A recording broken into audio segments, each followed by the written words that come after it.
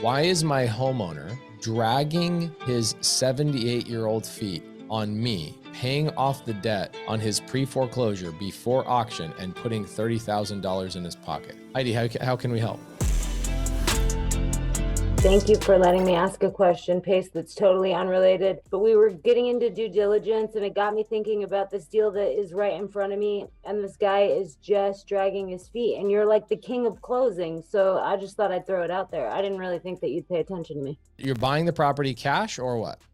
Well, yeah, I mean, I have a cash buyer for it. I don't have the cash. Okay, so you're wholesaling the deal. Yes.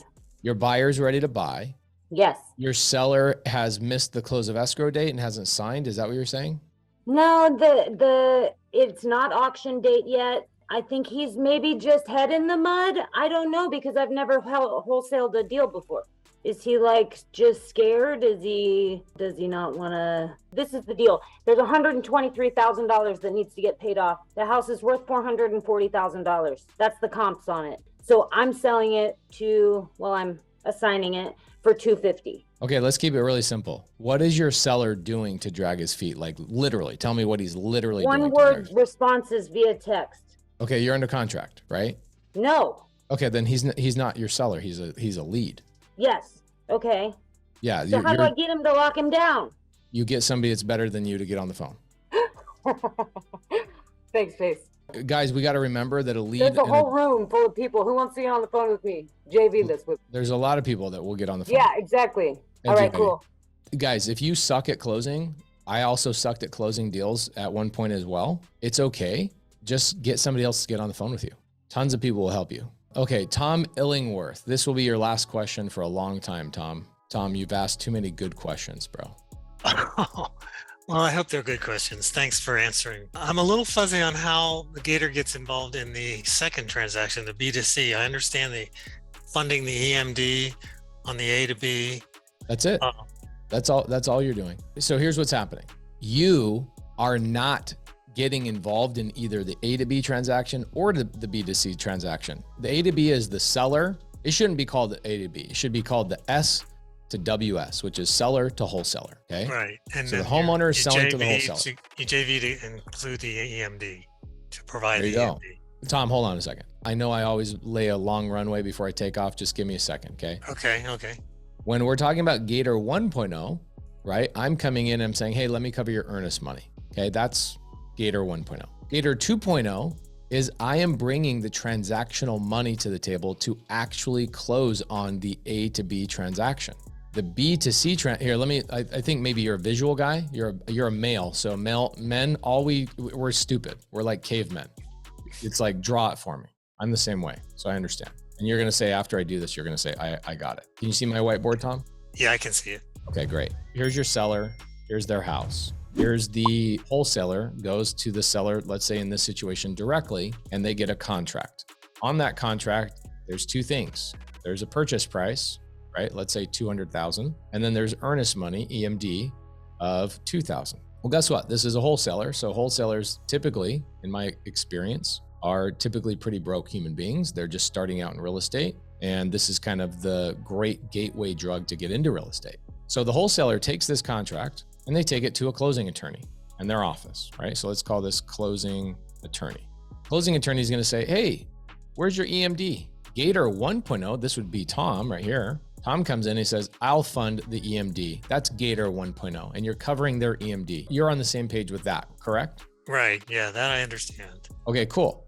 So now in the next situation, that's Gator 1.0. The next situation is now if he's going to double close, who's going to cover that $200,000 for that wholesaler? I'm going to let you answer this question. The C part of the BC transaction. That is incorrect. No. Oh. We've already answered this question earlier. The B to C transaction cannot use their money to fund the A to B transaction. That's what that was. Okay. Great question. Just a good review for everybody. So essentially, Tom, you go, hey, Mr. Wholesaler, are you going to double close this or are you going to assign it? The wholesaler might say, I'm going to assign it. So at that point, does the wholesaler even need the 200,000? The answer is no. No. Write this down, Tom, please take a note of this. If the wholesaler is assigning the deal, they don't need transactional funding. Does that make sense? Right. Okay, I'm going to ask you this question just to have you reiterate it. If the wholesaler is going to assign the deal to the end buyer, does the wholesaler need transactional funding?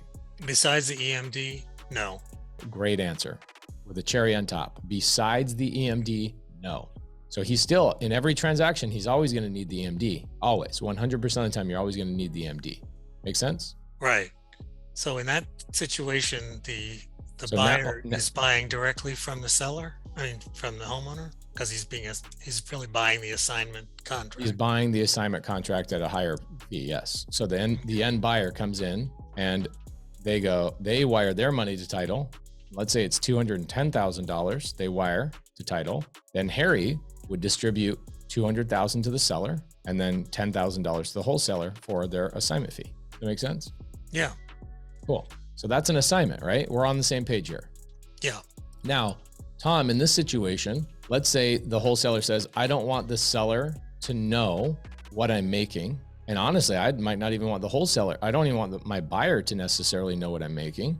So in that situation, or let's say they're in Arizona and it's not even about how much they're making. It's about, in Arizona, we are legally required, Tom, to tell the seller that we are wholesaling the transaction in our purchase contract, which means that as I'm going through the conversation with the seller, I have to tell the seller as I'm going through the paperwork, hey, this little line right here that says I intend to wholesale this property, it has to be verbatim, which is word for word, the way that the state of Arizona wants you to say it. Do you think that that's going to motivate a wholesaler to maybe double close?